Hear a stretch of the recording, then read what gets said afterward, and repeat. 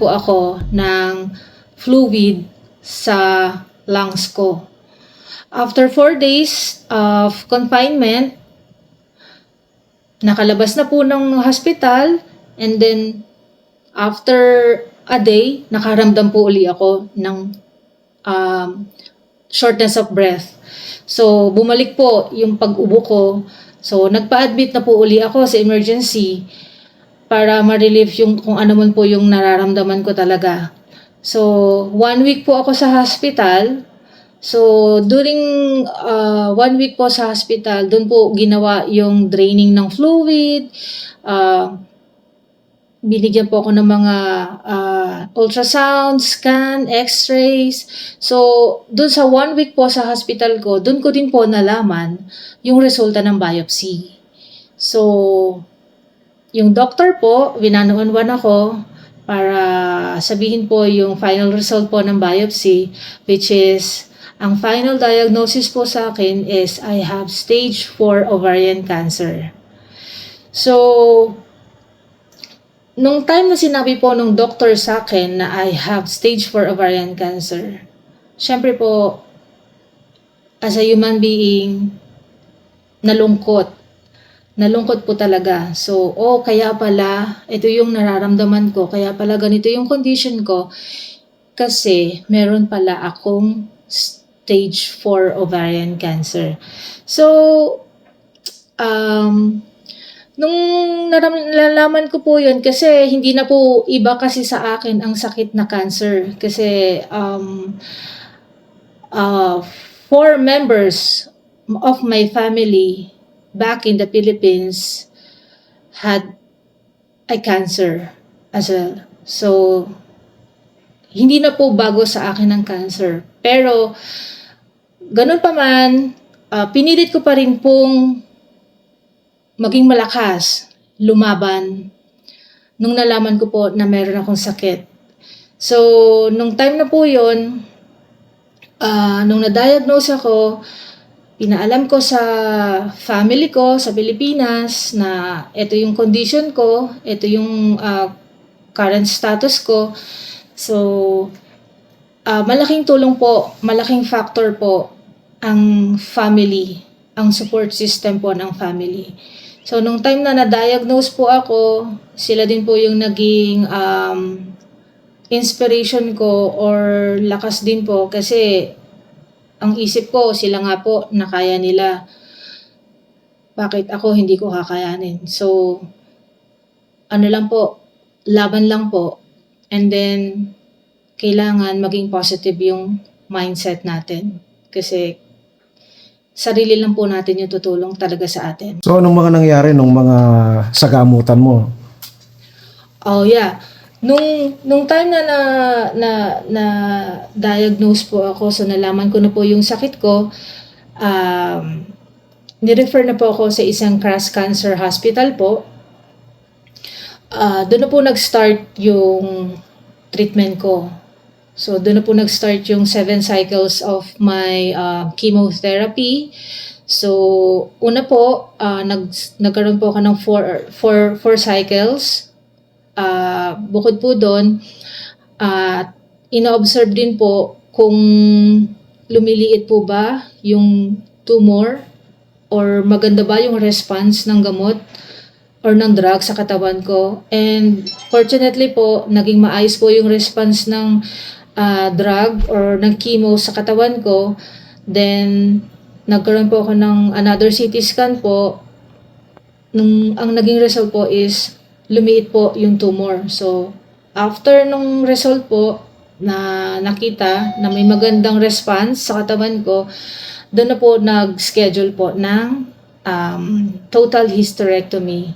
So, all my reproductive organ po, they removed para hindi na po kumalat. And then after a week po ng recovery ko from the surgery, nag-continue po ako ng 3 cycles of chemotherapy. And it lasted September last year po.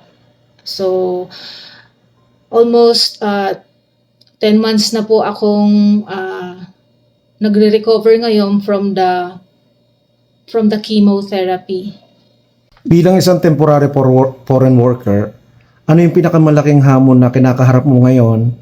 May insurance ka ba na sapat sa iyong gamutan?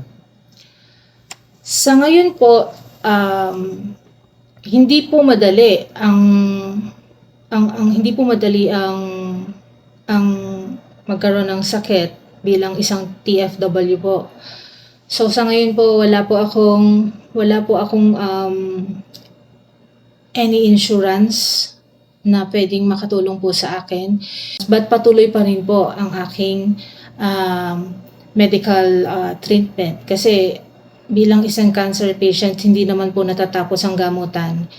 Nandiyan po yung mga maintenance pill na kailangan i-take. Nandiyan po yung mga monthly blood works. Nandiyan po yung every 6 months na chemotherapy. So, kaya po hindi madali. So, nandiyan po yung continuous medical pill ko, maintenance, nandiyan po yung monthly blood works, nandiyan po yung every 6 months na CT scan. So, hindi po madali para sa akin ngayon, lalong-lalo na po at nawalan ako ng health coverage po. Bukod dun sa mga sinabi mo, magkano yung mga monthly expenses mo para sa iyong gamutan? In terms of medical expenses po, ang gamot po ng isang may ovarian cancer, facing expenses especially for my medical is yung maintenance pill ko po. Yung maintenance pill ko is about $66 per pill. So, tinitake ko po yun twice a day. So, hindi po ganun kadali ang expenses po. Masyado pong mahal.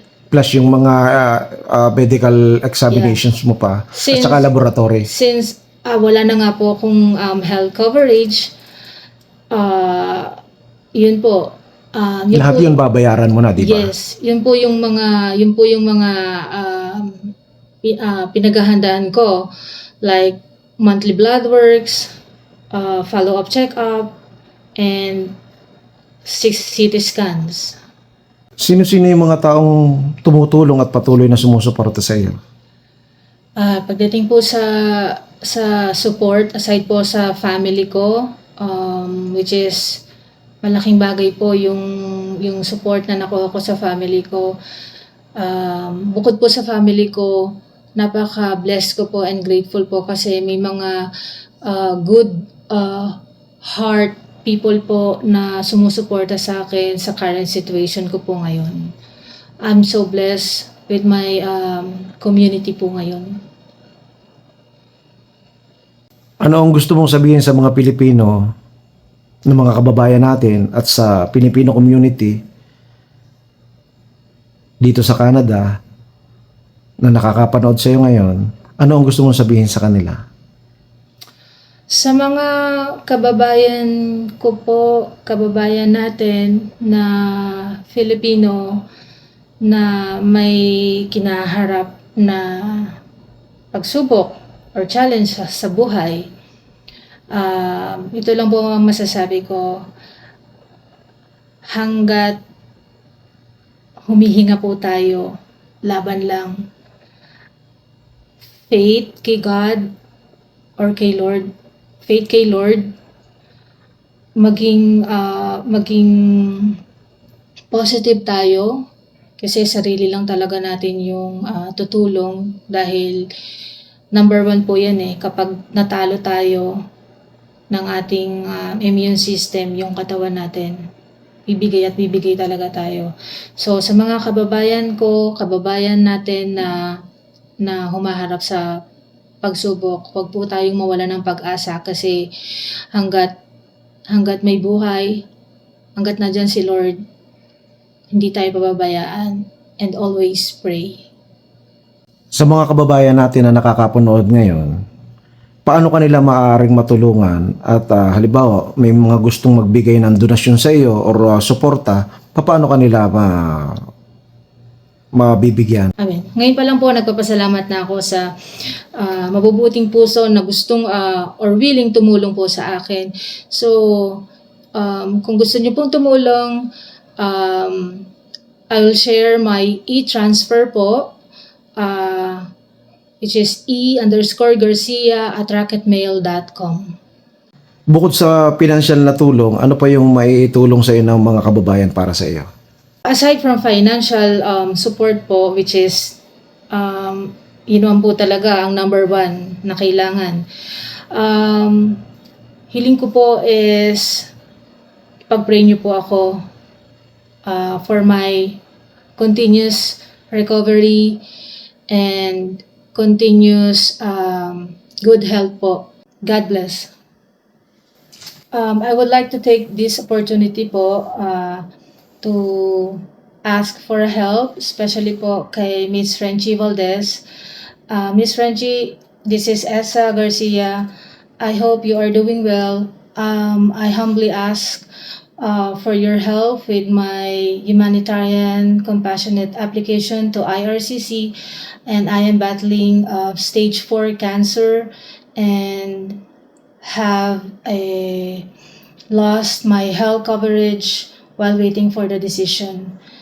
And any support or assistance you can give me would mean so much to me. So thank you very much for your consistent and consideration. God bless po.